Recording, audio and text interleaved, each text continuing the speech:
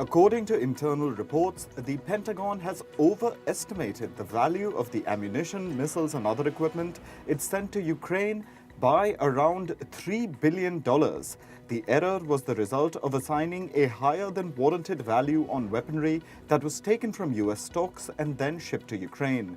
According to experts, this error could pave the way for more weapons being sent to Kyiv for its ongoing war with Russia.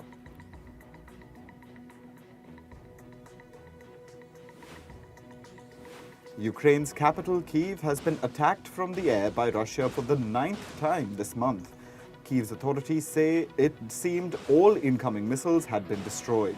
However, debris falling from the air caused damage in 2 districts. 1 person has been killed and 2 more wounded in a missile strike on the Black Sea port of Odessa. Blasts were also heard in some of Ukraine's central western regions.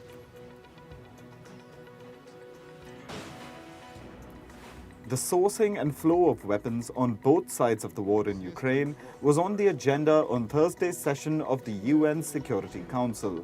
Council representatives pointed fingers towards the parties they deemed responsible for the continued aggression. Meanwhile, the deputy to the High Representative for Disarmament Affairs updated the number of civilian casualties to at least 23,821 since the beginning of the conflict. The council session took place against the backdrop of new sanctions announced by the US and the rest of the G7 economies. US President Joe Biden has told Japanese Prime Minister Fumio Kishida that the US and Japan will hold Russia accountable for its invasion of Ukraine. Biden told Kishida that we stand up for shared values, including supporting the brave people of Ukraine as they defend their sovereign territory and holding Russia accountable for its aggression. Biden's comments come ahead of the Hiroshima G7 leaders meeting. UK Prime Minister Rishi Sunak met with Japan's Prime Minister Fumio Kishida to sign a historic Hiroshima Accord. The new partnership will help the UK step up defense cooperation with Japan. The countries will also announce the launch of a semiconductor partnership to strengthen chip supply chains as part of the accord. European Council President Charles Michel has said that it's in the EU's interest to maintain a stable and constructive cooperation with China. He added that the EU would call on China to step up pressure on Russia to stop its military aggression in Ukraine. Michel's comments come ahead of the G7 leaders summit in Hiroshima. The G7 countries, including Japan, the United States, Germany, Britain, France, Canada, and Italy. India's Prime Minister Narendra Modi has departed for Japan to attend the G7 Leaders Summit. The Indian Prime Minister will also hold bilateral meetings with world leaders on the sidelines of the summit. After the Japan visit, Modi will go to Papua New Guinea for the FPIC Summit. He will also visit Australia and hold bilateral talks with his Australian counterpart, Anthony Albanese.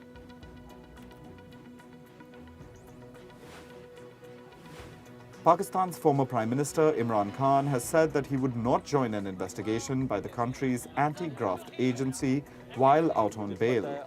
Khan added that he will not bow down under the pressure that the government was mounting on him and his party.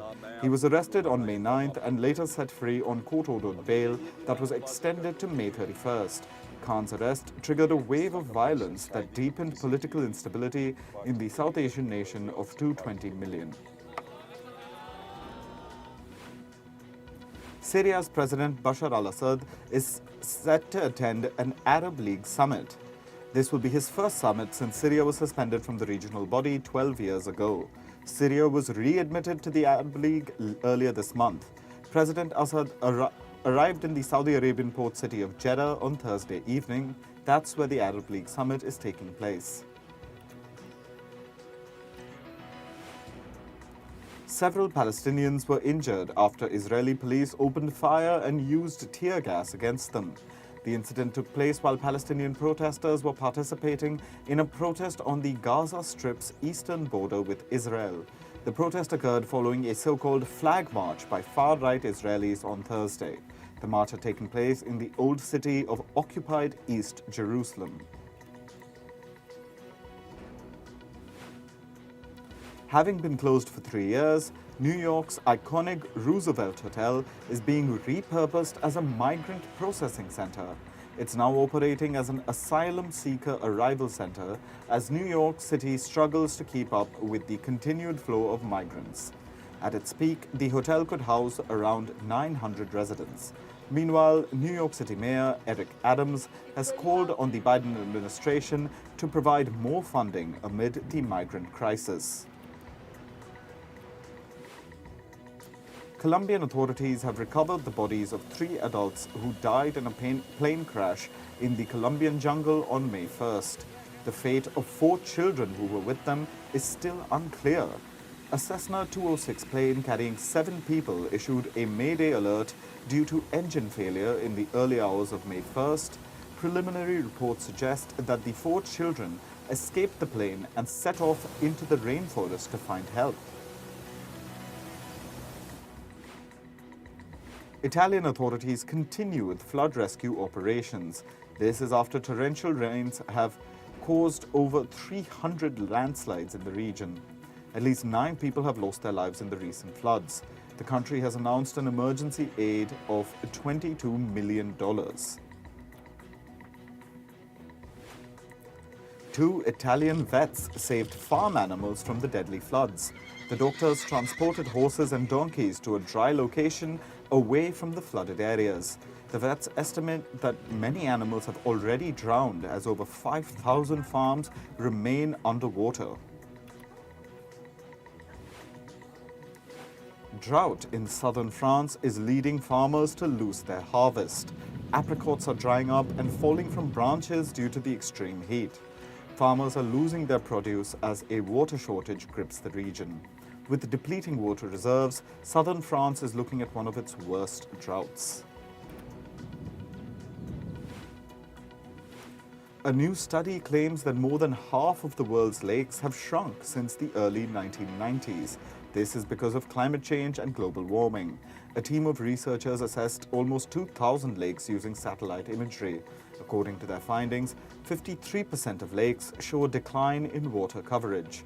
The study concludes that over 2 billion people would be affected as lakes continue to dry up. In Mexico, the Popocatépetl volcano spit out ash and smoke. The volcano is situated southeast of the country's capital, Mexico City. It's one of the most active volcanoes in the country. Meanwhile, classes for over 100,000 students were cancelled in multiple towns clustered around Popocatépetl. A team of 30 South Korean experts will inspect the Fukushima nuclear power plant in Japan. The inspections are related to the release of wastewater from the site. Remember, Fukushima was damaged in 2011 due to an earthquake which was followed by a tsunami. Japan plans to release waters from Fukushima to begin reconstruction work. However, small traces of radioactive material remain in the treated water. In Brazil, the government denied oil giant Petrobras a license to drill near the Amazon River. Officials cited the environmental and social vulnerability of the Amazon basin in the rejection. However, Petrobras has filed an appeal requesting the government to reconsider the ruling. The license denial has riled up certain factions in President Lula da Silva's coalition. Both green advocates and those prioritizing economic development want Environment Minister Marina Silva to step in. Scientists and NGOs have slammed the UN for its plastic reduction blueprint. According to the NGOs, the blueprint excluded certain workers in developing countries who are essential to recycling plastic. These are people who work as waste pickers, plastic cleanup volunteers, and individual recyclers. These workers and their methods of recycling are not recognized under the new blueprint. The UN plans to slash plastic waste by 80% in the next 20 years. It'll have negotiations on this in Paris next month on the 2nd of June.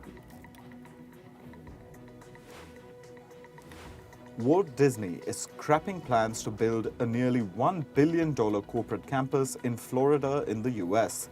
This would have housed 2,000 employees. Disney says that challenging business conditions have prompted the company to reconsider its plans. The move comes against the backdrop of the conglomerate's ongoing legal battle with Florida's Governor Ron DeSantis. American technology firm Oracle has reportedly laid off more than 3,000 employees. The layoffs were from its health information technology arm, Cerner. Reports suggest that the tech company has also paused raises and promotions in the unit. Oracle acquired Cerner in 2022 for nearly $28 billion.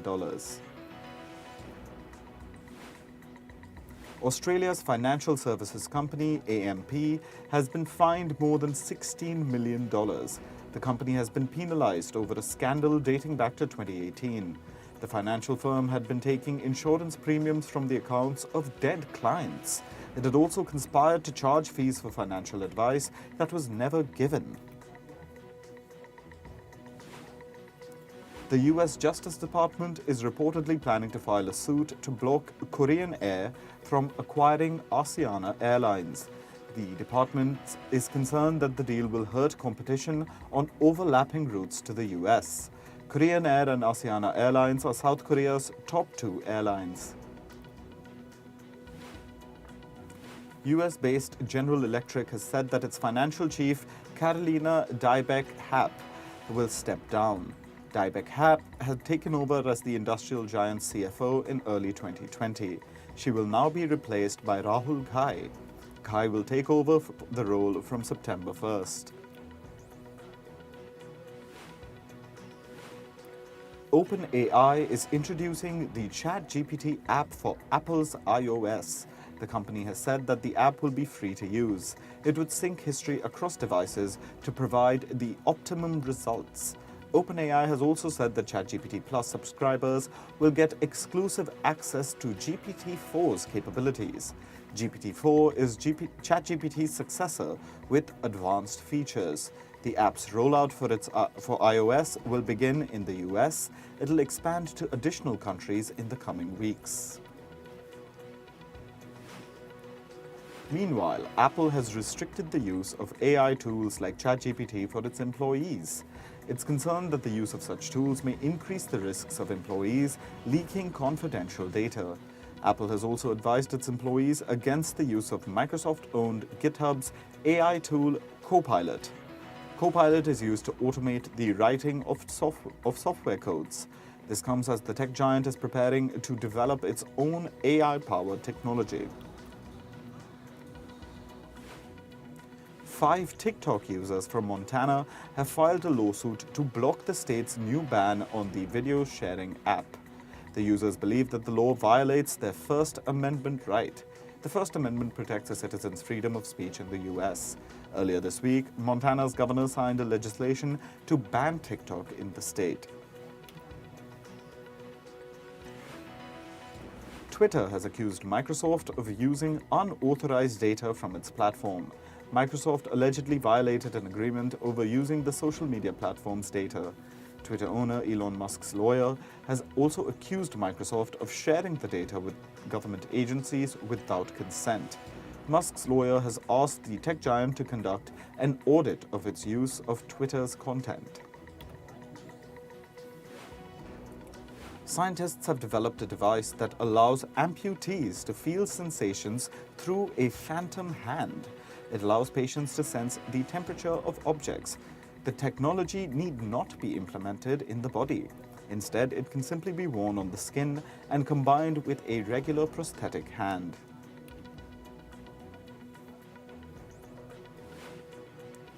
Coming to sports, Royal Challengers Bangalore beat Sunrisers Hyderabad by 8 wickets in yesterday's IPL match. The game was played at Hyderabad's Rajiv Gandhi International Stadium. Hyderabad's Heinrich Klaasen scored 104 runs to take his side to 186 runs in 20 overs. However, Bangalore's Virat Kohli and Faf du Plessis stole the home team's thunder. Kohli scored 100 runs in 63 balls, while du Plessis scored 71 runs, taking their side to a comfortable win. It was Kohli's 6th ton in the IPL. He was given the Man of the Match award for his innings. In football, Newcastle United dominated Brighton 4-1 in the Premier League. Brighton got off to a poor start after an own goal by Dennis Undav in the 22nd minute. Dan Burn scored for Newcastle in the 45th minute, piling on to the lead. Brighton's Dennis Undav found redemption by scoring a goal in the 51st minute though. However, Newcastle netted 2 goals in quick succession in the second half to seal the game. Newcastle secured 3 points with the win, boosting them to the 3rd spot in Premier League rankings. AS Roma earned a 0-0 draw against Bayer Leverkusen in the Europa League semi-final return leg. Visitors Roma were on the back foot the entire game and had to survive immense pressure from the hosts. With the draw, Roma managed to edge past Leverkusen with a 1-0 aggregate win. They had scored in the first leg thanks to a goal from Eduardo Bove. The side led by Jose Mourinho will face Sevilla in the Europa League finals. Sevilla beat Juventus 2-1 in the second leg of the Europa League semi-finals. Substitute Eric Lamella's fabulous header 5 minutes into extra time earned them the win. On aggregate, Sevilla beat Juventus 3-2, securing a spot in the finals. In English League One football, Sheffield Wednesday pulled off one of the greatest comebacks ever against Peterborough. Sheffield had lost the first leg 4-0 and were booed off the pitch by their fans last Friday. However, they stormed back in the second leg with a 5-1 score, putting the aggregate against Peterborough at 5-all. The tie then went to penalties. Sheffield emerged victorious 5-3, sending their fans into a frenzy. Till now, no team in English Football League One playoffs had overcome a first-leg deficit of more than 2 goals. Sheffield, captained by 49-year-old Barry Bannon, became the first team to beat all odds. In tennis, Daniil Medvedev beat Yannick Hanfmann to reach the Italian Open semi-finals. Medvedev dominated Hanfmann 6-2, 6-2 in straight sets. World number 3 Medvedev soaked up Hanfmann's powerful shots and dominated the baseline exchanges. He won the game in just 1 hour and 20 minutes. Medvedev continues on his quest to win a 5th title this season. World number 5 Stefanos Tsitsipas. He made the announcement after failing to pass a fitness test. Nadal has been plagued with multiple injuries and struggles to recover from them. The 14-time Roland Garros winner said that 2024 could be the final season of his career. McLaren have urged Formula One to change the cost cap rules on investments in sustainability. McLaren's boss, Zak Brown, said that teams should not have to choose between spending on car performance and sustainability programs. Raising the cost cap would help teams promote sustainability without compromising on performance. Formula One introduced a cost cap in 2021 to level the playing field between big and small teams. This year's cost cap is set at $135 million. In athletics, more than 200 Russian athletes were sanctioned by the World Anti-Doping Agency. The agency found that Russian athletes had manipulated data and samples. Meanwhile, another 182 cases remain under investigation. Currently, the agency has banned the athletes from participating internationally for the next 4 years. However, Russia has appealed to reduce the ban to 2 years. Actor Harrison Ford has been honored with the Palme d'Or Award at the Cannes Film Festival. His film, Indiana Jones and the Dial of Destiny, received a 5-minute-long standing ovation. Ford said that this is the 5th and final film of the franchise. He added that even though a series is being developed for the film franchise, he will not be a part of it. Rapper Ludacris has received a star on the Hollywood Walk of Fame.